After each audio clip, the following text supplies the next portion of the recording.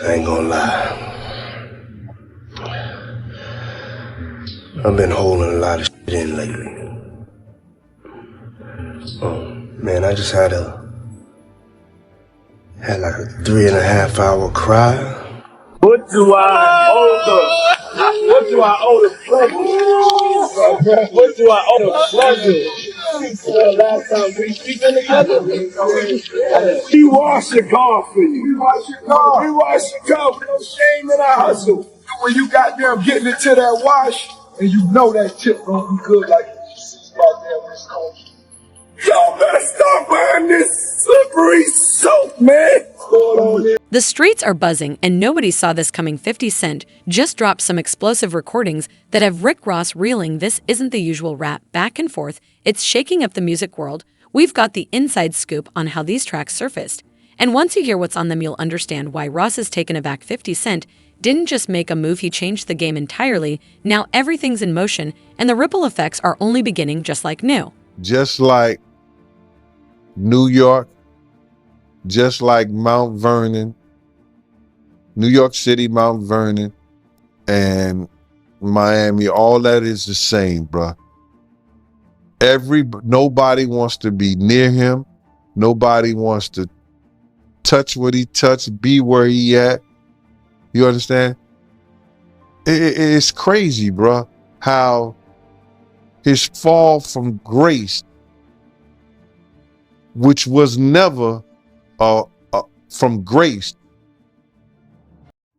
It's just like the devil just kicked him out of hell, because he was never in nothing graceful and did anything graceful. You know what I'm saying? I don't care what you say about, okay, he did the music, he had the bad boy legacy and everything like that, man. But, you know, a few albums, a few people, you know, made to be famous, but they not here to tell their story. Black Rob, Biggie, Craig Mack. They not here to tell their story, bro. And now you got everybody telling his story. Yeah, and I know 50, he did a recent interview with US Weekly saying that the reason why rappers are quiet about, you know, Diddy's situation is because they've been to his parties and they don't know what got caught on tape. Bruh, those people who was caught at Diddy's party did not know that he had 250 tape recorders in that house. That's a big house. Girl, listen up, men, is 50 Cent has been plotting in the shadows, and now it all makes sense. When Ross threw that officer Ricky jab back in 2009, everyone thought it was just another rap feud. But 50 was playing a different game, chess, while everyone else was stuck on checkers. While Ross was showing off Wingstop deals and luxury rides, 50 stayed quiet, observing and gathering his moves. Then just when Ross thought he was untouchable, flexing his new ventures and feeling on top, out of nowhere 50 strikes. If you've been following his Instagram, those cryptic posts about fake flexing or subtle setups were all leading here. Then on a random Tuesday, 50 drops that tape, no caption, no explanation, pure shockwaves. The clip lit up online and had everyone talking nonstop. He had 250 tape recorders in that house that they took, that the feds found. So now with them finding all that and you being at a Diddy party, you know you may have done something that was caught on one of those tapes. You just better pray to God that they don't recognize you. Those people who know that they did something, no, they're not going to speak out. They're not going to say nothing. What part of the game is that? They are not going to come forward and tell on themselves. Nah, not at all. Ice Cube, he said it himself, bro. He said that Diddy's been targeted because of what he said about those folks and those people. Now, the people who was on those tapes may feel like Diddy might be targeting them. Because if he's asked about who is this, who is that, and he's under oath with the federal government, he got to tell them. He's not going to plead the fifth. Yeah, I know that got to be a terrible feeling, man. You know you did something wrong at Diddy party, and you hoping and praying that it's not caught on tape. But they don't think they did nothing wrong. That's their lifestyle. That's their lifestyle, bruh. I ask guys all the time, if two men lay down, how many homos get up? What you mean? I mean what I mean. It's what it is. The moment 50 dropped that tape, the entire industry went into chaos. Executive teams scrambled for emergency meetings, PR crews went into overdrive, and anyone tied to Ross or Diddy vanished from the spotlight. This wasn't just a release, it was a calculated move. 50 waited until Ross felt untouchable, then made his play. Ross was in the middle of a meeting when his phone started blowing up. At first, he laughed it off thinking it was just another one of 50's antics, until he saw the clip. That's when everything shifted. And the word on the streets is this was only the beginning. 50 had been holding on to this for years, waiting for the perfect moment. Now everyone's asking what else might be coming. If this was the opening move, the rest could be even more shocking. 100% factual, but it's somebody in this story of things that seems more reliable than others, Race, is what I'll say it, just to protect my sources. But this source informed me of who these A-list celebrities are on these tapes that are being allegedly auctioned off online and through the networks. And it's put me in a little bit of a bind because I like to be fully transparent with the audience. I want to say things, but I also realize from what I'm told, because again, I haven't seen them directly yet. I haven't, and I don't know if I want to. Race, I want your advice on that too. But the problem I have is just like, typically I want to report these things, but I got to be careful legally, ethically, morally as to what we report on here. Because as Ariel, the lawyer here, did admit, and I can attest based on the information I got from a separate, reliable source, people in these videos don't know they're being videotaped.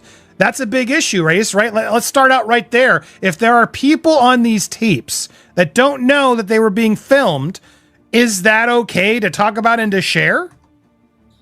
I have a big problem with that, as do you, Andy. And you tend to be an ethical guy, and you're taking the high ground here.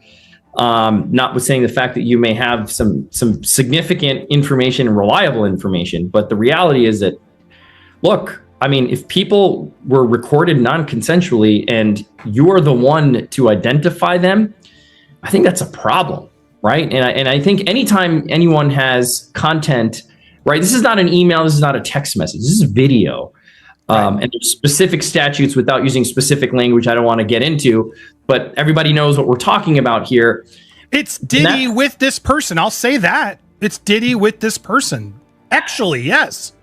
Yeah. And see, the problem is, again, like non-consensually recorded, you've got a victim here who may not want to be publicly identified. That's the problem. That's the problem. And they have a right to proceed if they want to, whether it's criminally or civilly, without being identified, because we know what's going to happen. As soon as they identify themselves, there's going to be a bunch of people that come out of the woodwork who are going to unequivocally harass them and claim that didn't happen, and they're making stuff up. And there's the victims that we want to protect here. And that's significant. Well, it's interesting because here's why I wanted to have this conversation, because I know a lot of you are like, Andy, just say it. No, I'm not going to say them, but I wanted to have this conversation as to why we're not saying it and why I think others haven't yet said it, Raised, because again, legally, ethically, morally, it's just not right.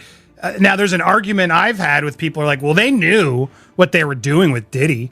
Like these were consensual acts. Like they knew, and he filmed other times. So I don't know what the big deal is. It's going to come out. It's going to come out is what I keep hearing from other reliable sources. It may come out, but it's not going to come out via me. That's just to warn you all, because I don't think it's wise for us to put out something like you just confirmed it without the consent of the other person in the video. Because again, from what I'm gathering based on some of these tapes, and again, we're still learning more and I haven't seen them with my own eye. All those times, Ross swore he never worked with certain people. These tapes completely change the narrative. 50 drops evidence that puts Ross in complicated dealings with Diddy. This isn't just casual encounters, it's full-on revelation. There's even audio of Ross talking about behind-the-scenes deals with emerging artists, showing this wasn't a one-time thing. Industry insiders are saying footage like this could shake reputations. What is everyone talking is how it ties into long-running rumors about Ross' early career. These tapes tell a completely new story, one that flips everything Ross has been claiming for years. Isn't it weird that the government was so interested in Diddy's baby oil that they took 1,000 bottles away from his house? If the government took 1,000 bottles of baby oil and somebody had things what appeared to be baby oil, and then you have to listen to the prosecutor. He said that they seized 1,000 bottles what allegedly to be baby oil. Allegedly to be baby oil. So that's telling people that it wasn't baby oil. And people think that that was baby oil, they out their mind. I don't believe it was baby oil. Yo, bro, when they went up in there, they knew what they was going to find. They knew what was ever in that baby oil or that those bottles that appeared to be baby oil, they knew about that at first. You got to realize 9 times out of 10, that individual that got caught at the airport, that was supposed to be their carrier, told them what they was doing and what they had. I wouldn't put it past that he told them everything. So when they went up in there, they knew they had to take whatever was out there, and that thing that appeared to be baby oil, they took that. They got to test every last one of them. Let's see how much, let's see how many of those come back to be baby oil. Bro, listen to me. Costco don't sell that much baby oil. Where you know sell that much baby oil? Yeah, I don't know any store that sell that much baby oil. I know Costco, they came out and said that they don't even sell baby oil. My sentiments exactly. But you personally, right, what do you believe was in the baby oil? If you ever seen a massage parlor being raided and they walking out the people, do they take the massage oil with them when they go? No, they just walk out the people who are being arrested. The industry is in shock. Executives say watching those tapes felt like seeing a career unravel in real time. Ross' team rushed into emergency meetings, trying to figure out how much more 50 had in store. With Ross focused on new business ventures and Diddy handling his own challenges, the timing couldn't be worse. These clips aren't just stirring drama, they're putting Ross Brand's partnerships and reputation under intense scrutiny. Every time Ross denies it, new footage seems to surface, making the situation even trickier. Once he saw what 50 released, the stakes went from concerning to completely overwhelming. If you ever seen a person getting arrested and the people being arrested in those brothel houses, do they take out the stuff in the brothel houses? No, they don't. They take the individuals who are being arrested out the brothel houses. For them to take 1,000 bottles of baby oil, it's like that they did not leave one. They left people there, but they ain't leave not one bottle. Nobody needed no baby oil. So my whole thing about it is that there was something in that other than baby oil. That's why they took all the bottles. And 9 times out of 10, if I would give it a wild guess, it was, and like some of the people told me, it was probably that GHB. What's that? I think it's gamma hydrox.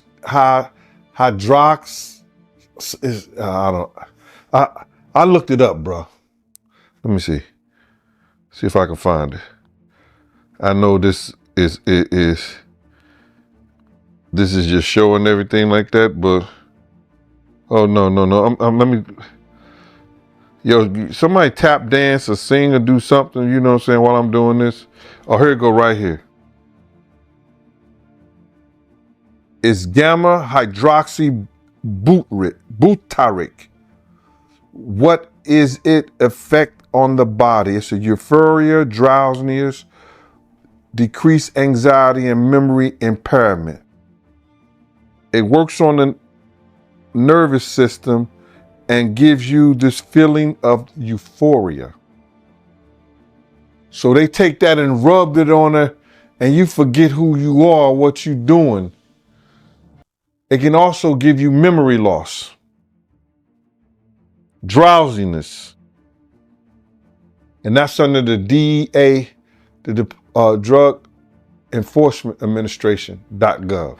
When those 3 AM notifications came through, no one was ready. Ross went on a 15-minute Instagram rant that had his PR team scrambling. He wasn't denying the tapes anymore. Instead, he was reacting in ways that looked unfiltered and chaotic. Everything started to unravel quickly. He sent voice memos urging people not to share the video, brought up old controversies, and even went live airing names and details about past dealings. That's when people began distancing themselves. His team rushed to put out statements, but Ross kept contradicting them, leaving even his closest allies begging him to step back before things got out of hand. Activities with other, A-listers having activities together is what this is. And again, that's a potentially outing of somebody as well. You know what I mean? There's so many things here that happen in releasing of this private consensual moment that while salaciously everybody wants to know, and people are messaging me all the time, Andy, who's waiting? And it's like, I'm not going to say, because there seem to be way too many things that these people in the tapes, whether consensual, whether they, whatever, didn't agree to put out there. And I would think that's a legal issue too for anybody who puts these out first, no? Yeah, you nailed it. You can't without the consent of the victim. That's the problem. Somebody thinks that somebody has no idea, right? You said, well, didn't they know they're being recorded? No. I mean, in these situations, the assumption is they did not know. And that's what we believe right now is the victims did not know that they were being recorded. If the victim comes out and says, okay, yes, I knew I was recorded, and a statement is provided, that's a different story. But of course, you don't know that. So you, Andy, probably can't be the one to break that ice and be like, well, this is what I heard and this is what I know, and so I'm going to say it. And there's all kinds of hairy legal issues on that, right? With privacy and intrusion on seclusion is what we call it. It's a privacy violation. There could be defamation implications. There could be criminal implications. So you're doing the right thing by treading carefully. And I think more people should do this rather than get into speculation. Now, if you see the videos, even still, right? If somebody takes the not to interrupt, but that's the question. Like, am I allowed to see these videos? Like, if I were to ask this source, show me the videos, do I put myself in worse legal jeopardy?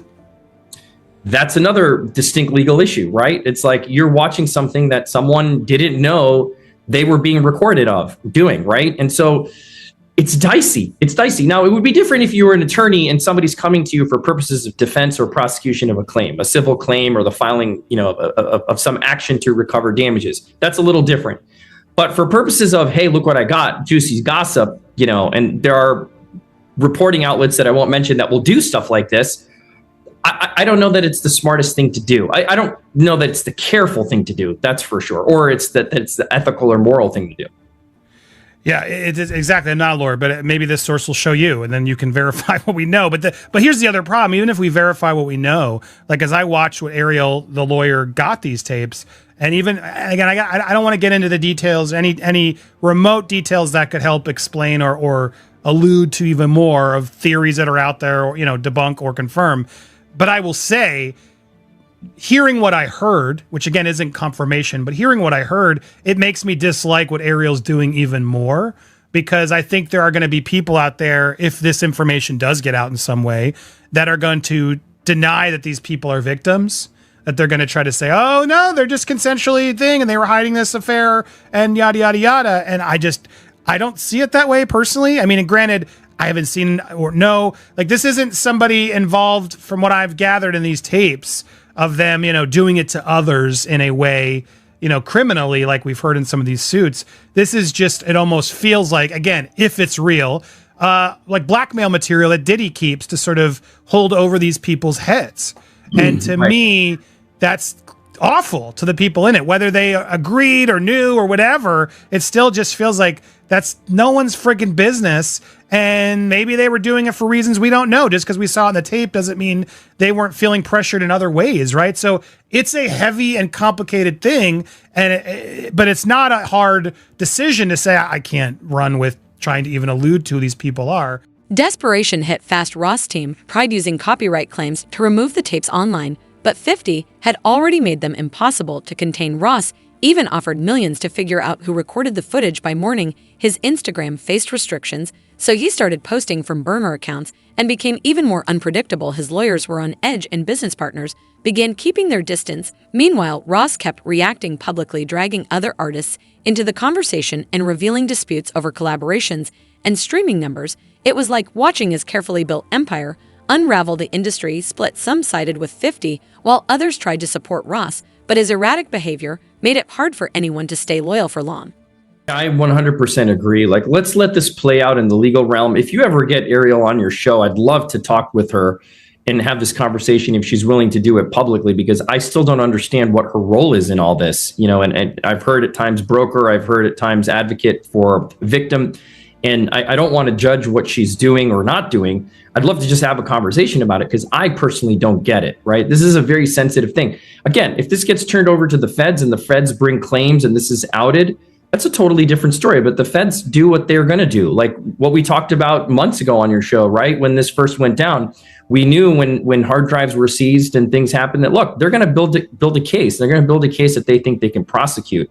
It's not for us to speculate what's there or what's not. But to say, you know, you have tangible evidence of something on camera that you've seen and that it's being sold in order to protect someone, to avoid being publicly named, which is what even the lawyers are now admitting. It all feels really dirty and shady, man. The only person that makes sense that could buy this is the victim, right?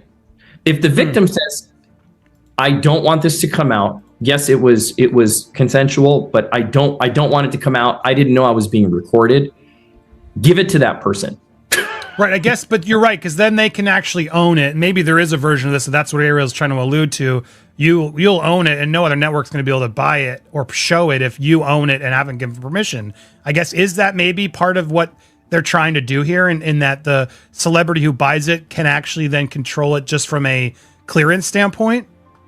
Yeah, I mean, look, it still raises some legal concerns, right? Because let me say it this way. If this was a transaction, if this is a business transaction wherein the victim is then acquiring the exclusive rights to this tape or tapes, and that the person who recorded it is avowing that they will not use it, I don't know where that leaves P. Diddy and the feds, right? But they have an independent right to bring this stuff to light if it gets prosecuted. But my point is, if you're transferring legal rights of this consensual or non-consensually recorded tape to the victim, I think that's a better position to be in. But then the question is this person even in a position to be able to buy the tape, right? Are they a high-level celebrity?